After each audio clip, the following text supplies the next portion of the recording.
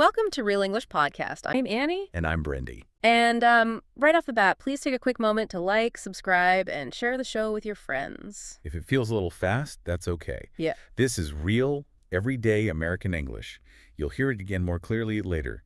So take a breath and just enjoy the moment. Yeah, exactly. Just relax. Today, we're going on a deep dive into a topic that, it makes a lot of people feel a little nervous. Oh, definitely. Very nervous. Right.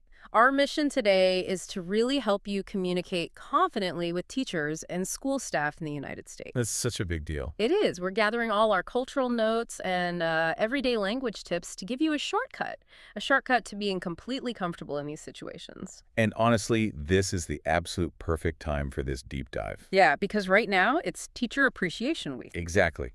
This is a special week here where we say thank you to the educators who just work so incredibly hard for our students. They really do. And parent-teacher communication is just, well, it's vital. It is. It builds this really strong bridge between the home and the school. Because, you want your child to succeed, right? And you want to make a good impression. Of course you do.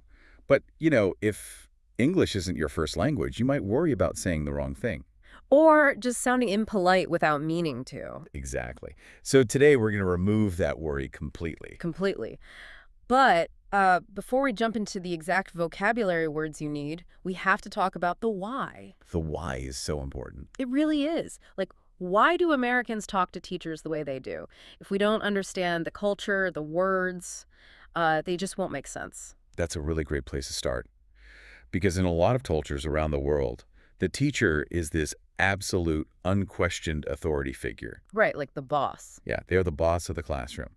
If the teacher speaks, the parent simply listens, nods, and agrees. I remember growing up, if the teacher called my parents, it meant I was in huge trouble. Oh, yeah. Same here. The teacher gave the orders, and my parents, well, they enforced them at home. It was a total one-way street. But in the United States, the school system uses what we call the partnership model. The partnership model. Okay, so what does that actually mean? Well, it means it's a team effort. The teacher is considered the expert on the classroom and the curriculum. Okay, that makes sense. But, and this is key, the parent is highly respected as the expert on the child. Ah, I love that. So you both bring something to the table. Exactly. You are expected to work together, as equals, to help the student succeed. So neither person is really the boss of the other. You're sitting at the same table looking at the child's progress together. That's it, exactly. I guess this explains why American parents are just so involved in schools, right? Heavily involved. Yeah, they volunteer in the classroom, they join the Parent-Teacher Association, they organize bake sales, all of that. Yep. And because it's this team effort, the communication style has to be friendly, respectful, and peer-to-peer. Peer-to-peer, so equal to equal. Right. And because of this, American teachers usually use indirect communication when discussing problems. They don't want to just come right out and say the bad news. Exactly. They don't want to offend the parent or break that team spirit we just talked about. So they often use something called the sandwich method. The sandwich method. Okay, I love this concept. Let's unpack this for the listener. Sure. This is where you put a difficult piece of news in between two positive pieces of news. Like placing the meat between two soft slices of bread. That's right, so it's easier to swallow. Exactly.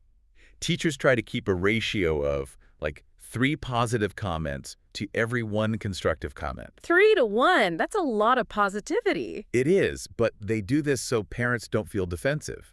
For example, instead of calling a child disruptive or loud, a teacher might soften the blow. How would they soften it?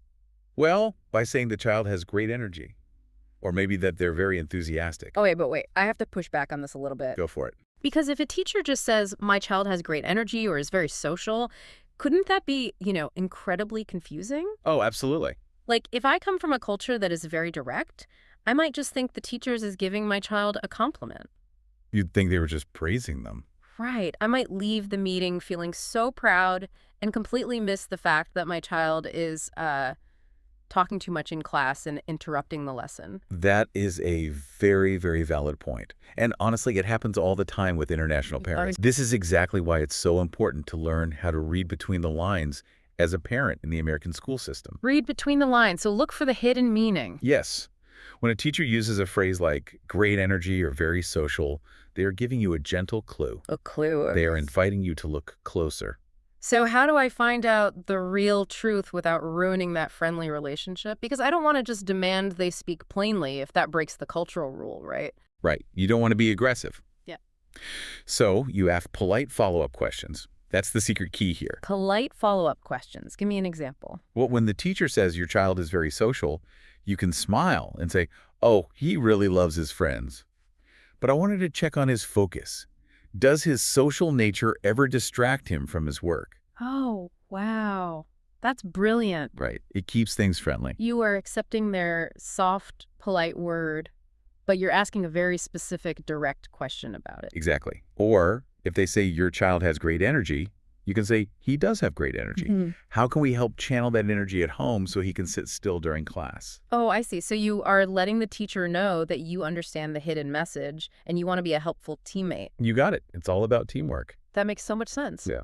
Okay, so now that we understand the partnership model and the need for this soft language, let's look at the actual tools. The vocabulary. Right. We've grouped the most common polite expressions used by American parents into the natural stages of a conversation. Let's look at the first stage, which is opening the conversation and lowering the temperature. Lowering the temperature. Keeping things calm. Exactly. And our first key phrase is, I wanted to check on. I wanted to check on. I really love this phrase. It's a beautiful, soft way to ask about a situation without sounding demanding. Think of it like checking on a pot of soup on the stove. Oh, that's a great analogy. You aren't demanding the food be ready immediately, Eh. right? You're just lifting the lid to see how it's doing. Right. Instead of saying, how is my child doing, which honestly can feel a little like an interview or an interrogation, you can say, I wanted to check on my child's progress. It sounds so much warmer. It really does. You can also use it for specific small things, too. Like, I wanted to check on the math homework from yesterday. Perfect, yes. So our second conversational stage is building the team. Building the team. And the key phrase here is there anything we should work on at home? Is there anything we should work on at home? When you ask this, you are basically proving that you are a good partner. You really are. You are telling the teacher, hey, we're on the same team. The learning doesn't stop when the school bell rings.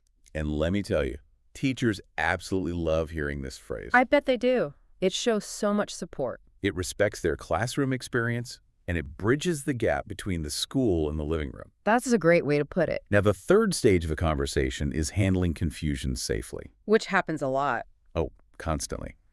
Our key phrase here is, could you clarify? Could you clarify? This is the perfect phrase for when a school policy or a homework assignment just, doesn't make sense. Because sometimes the rules are just confusing. Yeah. But if you say, I don't understand this, it can kind of make you sound completely helpless. Right. And if you say, you didn't explain this well, that's just very aggressive and rude. Very rude. But when you say, could you clarify, you're simply asking them to make it clear. It's perfectly neutral. Exactly. No one is to blame. For example, could you clarify the new reading policy? It's highly respectful. It is. And our fourth stage is raising a problem gently. Yes. The key phrase is, I just wanted to bring something up. I just wanted to bring something up. Bringing something up is a very visual phrase. Imagine you have a small concern in your hands. Okay, I'm picturing it. You don't throw it at the teacher. You just gently place it on the table between the two of you so you can both look at it together. I love that visual. So gentle. If your child is unhappy or struggling, you use this phrase to introduce the topic safely. Here's where it gets really interesting to me. Using direct, harsh language is sort of like throwing a basketball right at someone's face. Ouch. Yeah, they are going to flinch. Right, they're going to put their hands up and get defensive. Yeah. But these soft phrases like, I wanted to check on, and could you clarify, they are like a gentle bounce pass. A bounce pass. That's good. You're safely passing the ball to your teammate. You're inviting them into the play. That's the absolute perfect way to visualize it. Yeah. You want them to catch the ball easily and play the game with you. Exactly.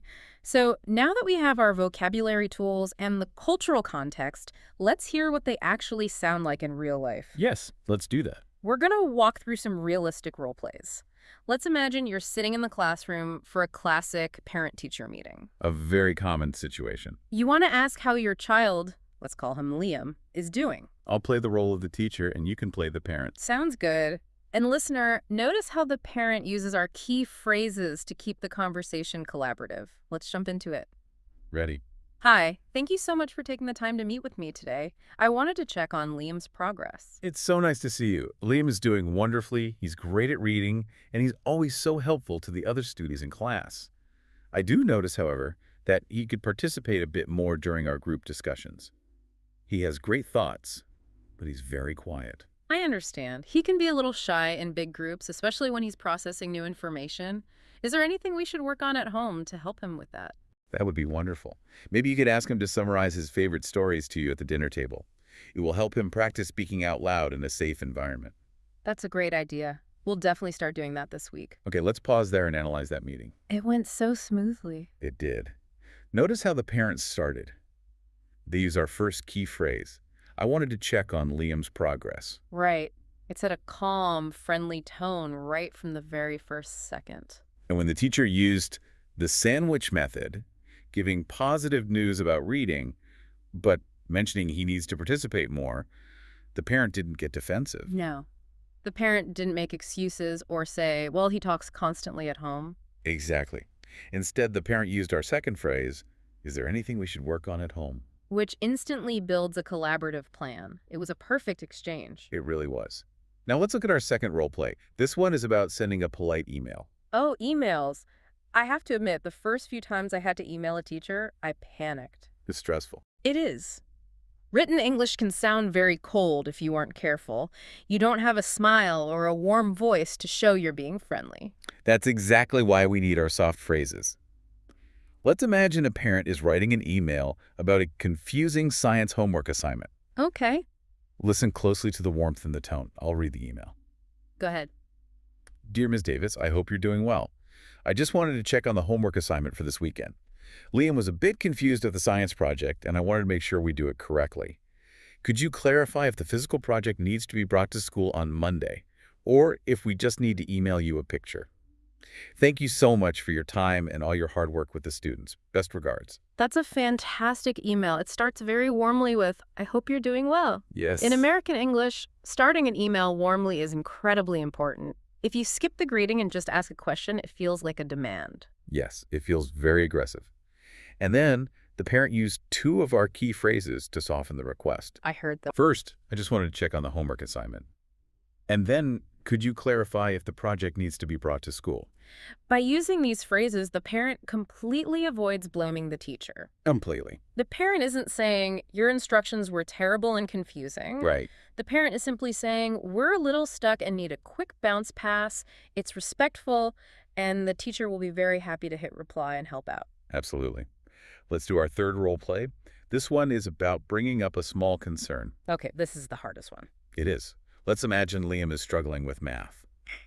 The parent feels slightly embarrassed that they can't help him at home, but knows they need to communicate with the teacher. Yeah. I'll be the teacher again. And I'll be the parent. Ready? Hi, thank you for speaking with me. I just wanted to bring something up. Liam has been having a lot of trouble keeping up with the math homework lately. He gets very frustrated at the kitchen table, and honestly, we're struggling to help him. Oh, please don't be too hard on yourself or on him. These things happen all the time. Math is getting much more complex this semester, and it's a big jump for a lot of the kids.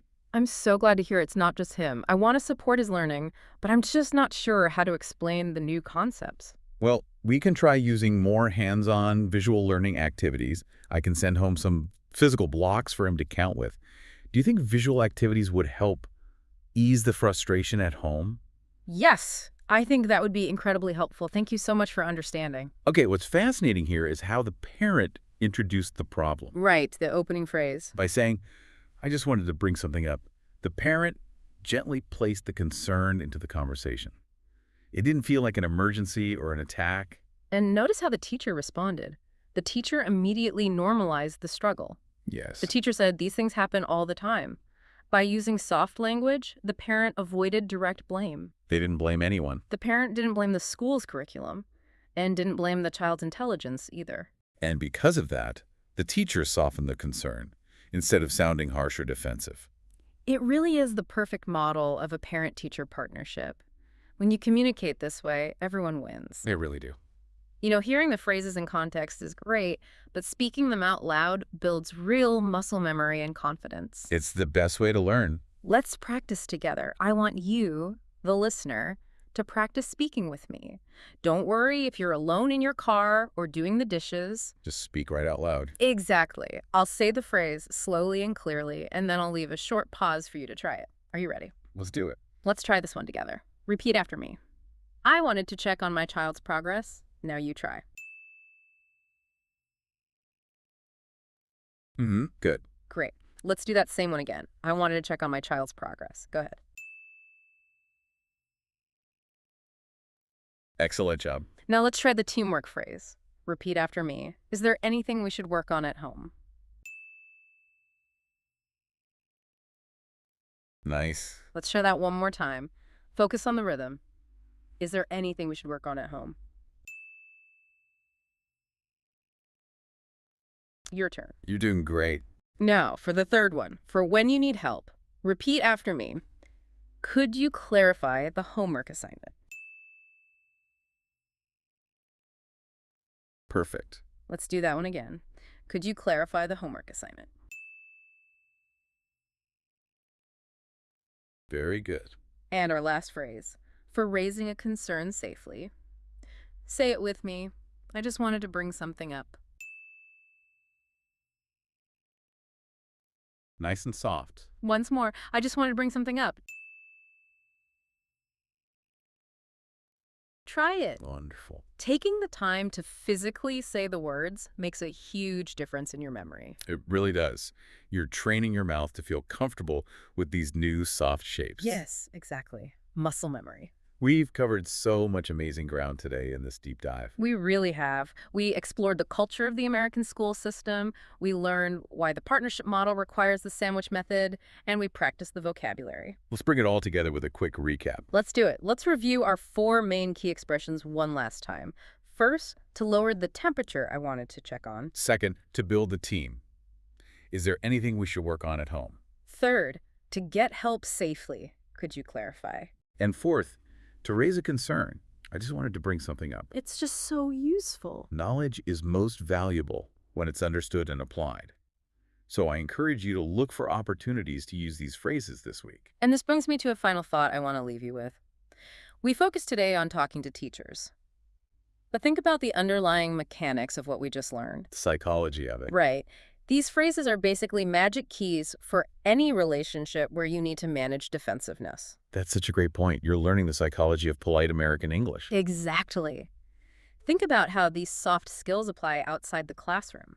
If the sandwich method and soft bounce passes work on teachers, how might they change the dynamic with your boss at work? Oh, wow. Yeah. Instead of saying, I don't get this project, what if you asked your boss, could you clarify the timeline?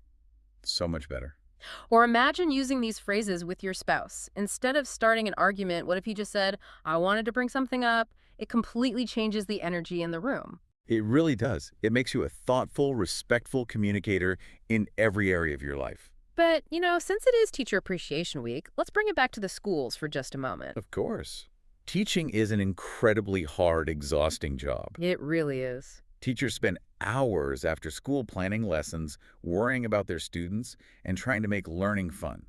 Think about a teacher who made a positive difference in your life. Maybe it was a teacher from your own childhood, or maybe it's your child's teacher right now. A simple, well-worded thank you note can make a teacher's entire year. It's so true. Imagine taking the polite, warm tone you practiced today and writing a short note. You don't need fancy, advanced words. Not at all. Just telling a teacher that you appreciate their patience, their energy, and their kindness is incredibly powerful. Consider writing a small note of thanks this week. It's a beautiful way to practice your real-world English and spread some genuine kindness. I love that. It's been absolutely wonderful sharing this time with you today. Keep practicing, and don't be afraid to use your voice to build those bridges in your community. Thank you so much for joining us for this deep dive. Remember to like, subscribe, and share the show with your friends who are also learning English. And if you want to review today's lesson, I uploaded a free PDF summary in the description and in the comments. Feel free to download it and study at your own pace.